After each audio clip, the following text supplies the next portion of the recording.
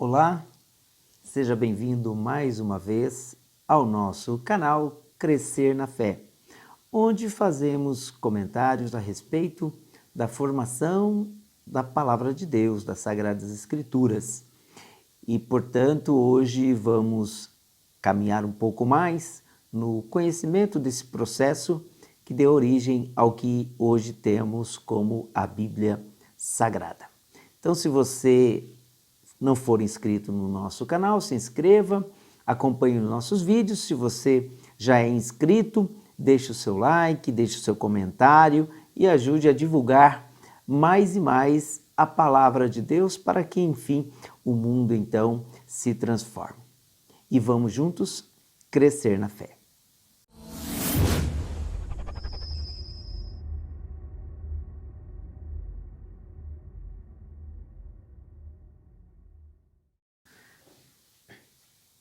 Amigos aqui do canal Crescer na Fé, hoje, dando então mais um passo nos nossos comentários sobre as Sagradas Escrituras, vamos começar a falar agora dos textos que foram considerados canônicos, ou seja, inspirados segundo o critério aí da comunidade, da igreja, sob o ponto de vista da inspiração. Não é? Nós tivemos muitos outros livros escritos, mas pelo crivo da comunidade, esses foram então considerados livros inspirados, portanto fazem parte das Sagradas Escrituras e é deles que vamos comentar. Então, convido você a permanecer conosco e vamos pedir também a luz do Espírito Santo, autor principal das Sagradas Escrituras, para que nós possamos compreendê-la na medida do possível, cada vez melhor. E mais do que isso, experimentar toda a sua força, toda a sua graça e toda a sua iluminação. Rezemos juntos pedindo essa graça ao Senhor. Em nome do Pai, do Filho e do Espírito Santo. Amém. Vinde, Espírito Santo, e enchei os corações dos vossos fiéis. Acendei neles o fogo do vosso amor. Enviai o vosso Espírito, e tudo será criado, e renovareis a face da terra. Oremos, Deus que instruístes os corações dos vossos fiéis com a luz do Espírito Santo. Fazei que apreciemos retamente todas as coisas, segundo o mesmo Espírito, e gozemos sempre da sua consolação. Por Cristo, Senhor nosso. Amém. Queridos amigos, até então víamos falando sobre todos os contextos históricos que estavam presentes quando a Bíblia estava sendo composta. Nós estamos falando agora muito mais do denominado Novo Testamento ou Segundo Testamento. Então, falamos a respeito das condições sociais, políticas, geográficas em que a Bíblia Sagrada foi inserida. E agora nós já partimos um pouco para o texto propriamente dito. Então, nós, só para relembrarmos um pouco do advento, do grande acontecimento que foi o nascimento de Jesus de Nazaré, depois da sua vida pública, da sua paixão, morte e ressurreição, nós tivemos aí o tempo que se inaugurou, chamado tempo da comunidade, ou tempo da igreja, que vai aos poucos se percebendo tal como sucessora e, na verdade, também cooperadora do Mestre no anúncio do Evangelho. Falamos, portanto, do querigma de Jesus e depois do querigma da igreja, e é exatamente isso que nos é delegado nos dias de hoje, porque nós estamos vivendo nesse tempo. O tempo em que o Espírito Santo é o grande autor inspirador de toda a obra evangelizadora. Não que não fosse anteriormente, mas sob o ponto de vista da atuação, da ação de Deus, hoje o Espírito Santo, como diz Jesus, se eu não for, ele não virá. Portanto, vivemos o tempo onde o Espírito Santo é o grande autor das missões, da evangelização e da comunicação da graça de Deus. A comunidade, impulsionada, portanto, após Pentecostes, por este Espírito, ela começa a anunciar o Evangelho, começa a propagar o Evangelho. E isso acontece dentro do contexto judaico, principalmente na Judéia, e nós vamos percebendo que, como já falamos em encontro passado, uma figura surge e que vai dar também uma dinâmica muito grande no aspecto missionário da obra evangelizadora, que é o apóstolo Paulo, o Saulo de Tarso, ou Paulo de Tarso, né? Dependendo de como nós temos as nossas traduções bíblicas. Mas Paulo, além desse aspecto missionário, que evidentemente não foi só uma iniciativa sua, já era também um pouco o modus operandi, inclusive no mundo judaico, porque outros judeus já viviam fora da Palestina, na chamada diáspora, não é? Mas Paulo, ele começa também a utilizar deste método e ele vai ser o grande missionário, ele vai ser um grande abridor de caminhos novos para a evangelização. E um dos caminhos inaugurados por Paulo é exatamente o caminho também da escrita. A comunidade não tinha, em princípio, o desejo, a intenção ou a preocupação de escrever ou de transcrever aquilo que acontecia e nem aquilo que Jesus havia dito, porque eles viviam isso com o frescor dos acontecimentos, não é? E eram, portanto, testemunhas vivas de tudo isso.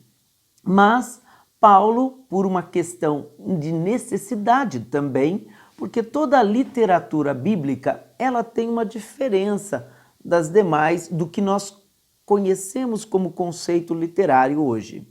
O conceito literário, hoje, ele tem um cunho também artístico, ou seja, ela é moldada, a nossa literatura, em determinados conceitos ou modelos, porque ele visa uma finalidade muitas vezes comercial.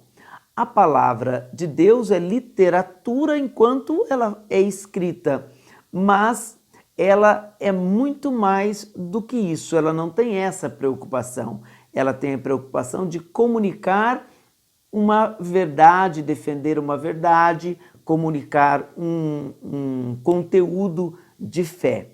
Portanto, nós não a abordamos sobre esse aspecto. Embora, por exemplo, nós podemos ter algumas características dentro das Sagradas Escrituras que está no âmbito da literatura.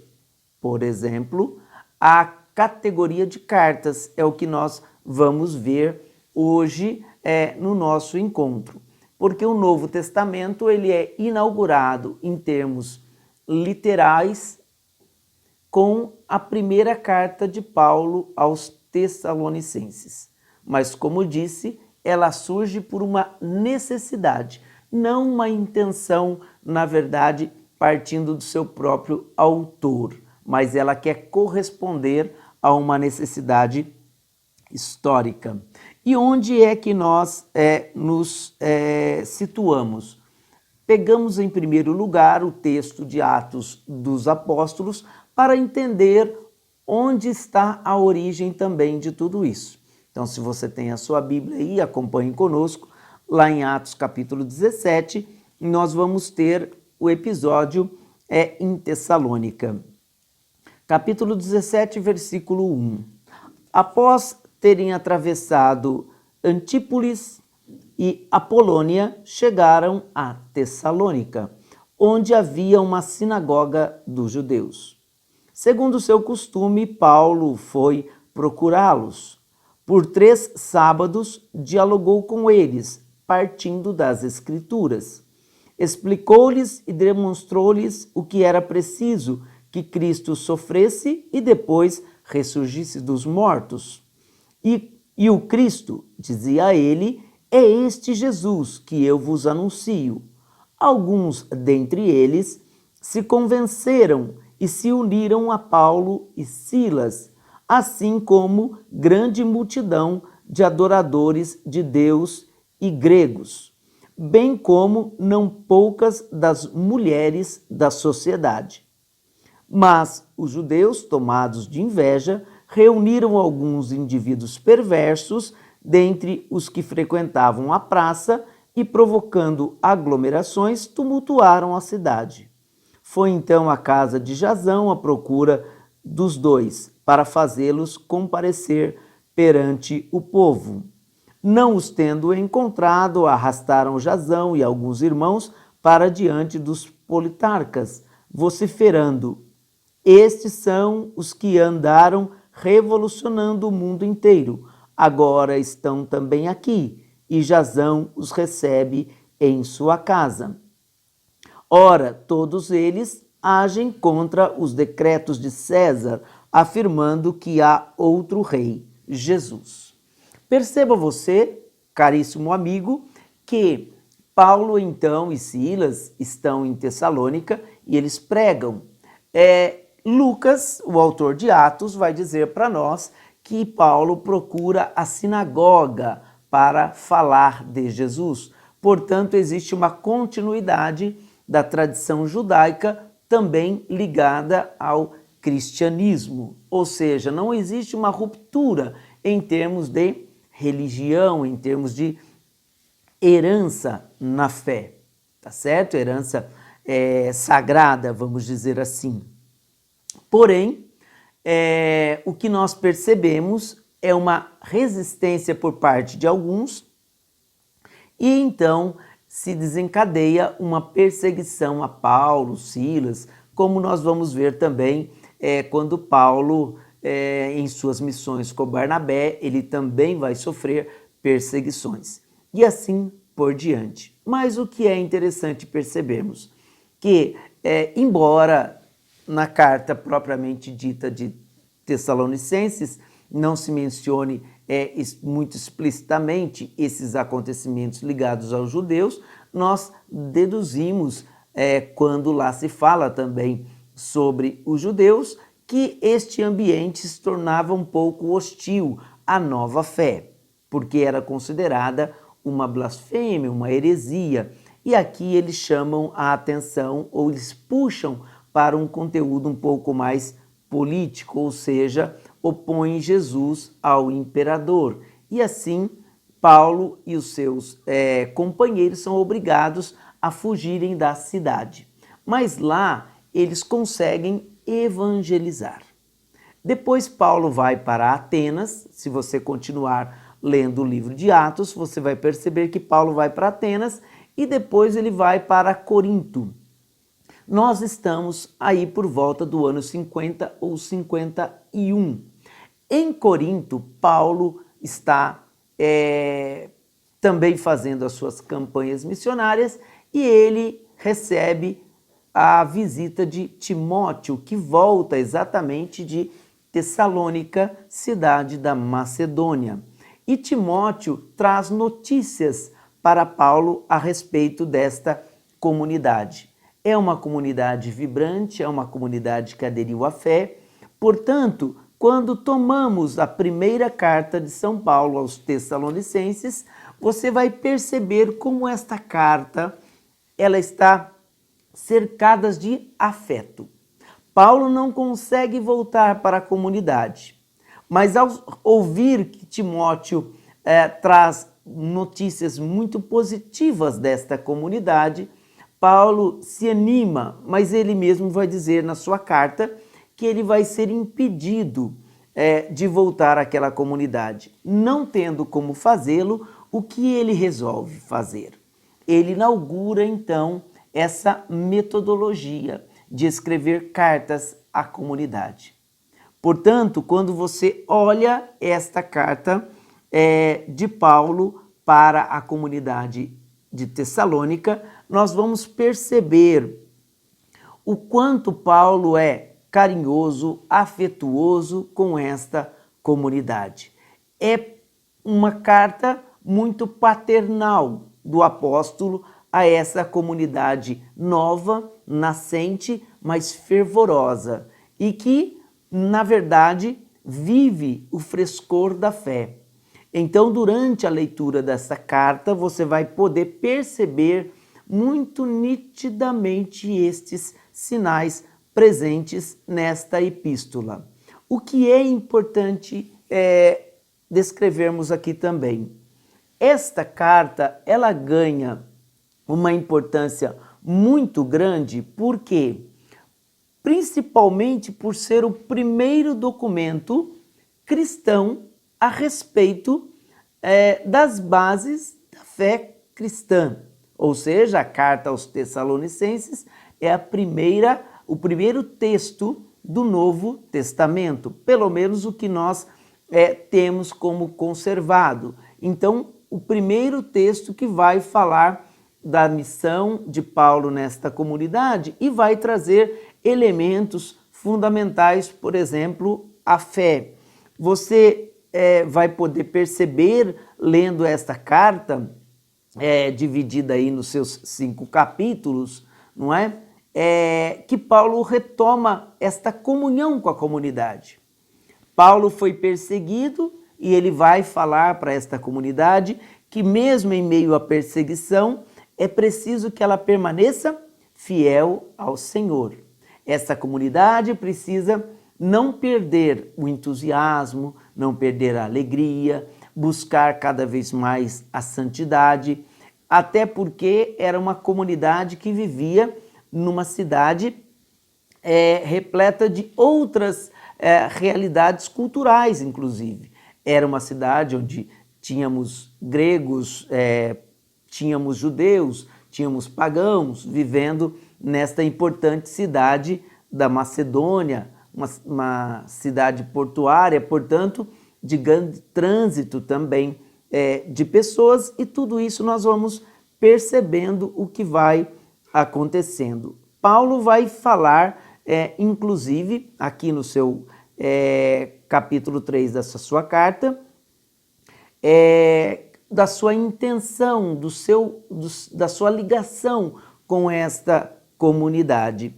E para isso, vai dizer aqui no capítulo 3, por isso, não podendo mais suportar, resolvemos ficar sozinhos em Atenas e enviamos Timóteo, nosso irmão e ministro de Deus, na pregação do Evangelho, com o fim de vos fortificar e exortar na fé, para que ninguém desfaleça nessas tribulações. Pois bem, sabeis que para isso é que fomos destinados. Quando estávamos convosco, já dizíamos que haveríamos de passar tribulações. Foi o que aconteceu, como o sabeis. Por isso, não podendo mais suportar, mandei colher informações a respeito da vossa fé, temendo que o tentador vos tivesse seduzido, inutilizando o nosso trabalho.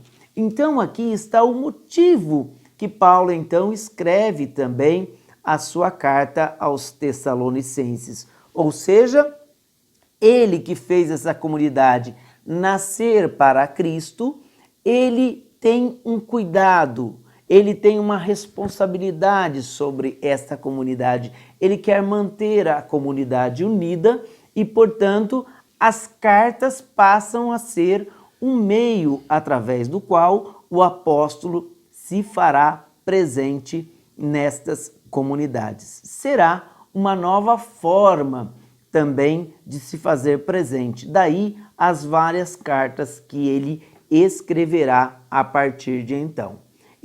Então, mais uma vez, reafirmando, a primeira carta aos Tessalonicenses, escrita de Corinto, lá pelo ano 50 ou 51, vai exatamente surgir por conta dessas realidades que acabamos de descrever para você. E a carta também, numa comunidade nascente, ela quer resolver uma questão também doutrinal a respeito da vida após a morte ou do destino dos mortos, ou seja, a comunidade estava em dúvida de como seria a vida e, inclusive, esta convivência entre os que ficam e aqueles que partem para a eternidade. Então, Paulo começa a tratar desse tema tão fundamental na fé cristã, aliás, basilar na fé cristã, que é a questão da ressurreição. E ele então vai explicando para esta comunidade o processo que se dará até a vinda do Senhor, até definitivamente a parousia. Então ele vai dizer que não existe uma separação entre aqueles que morreram e os que ficaram.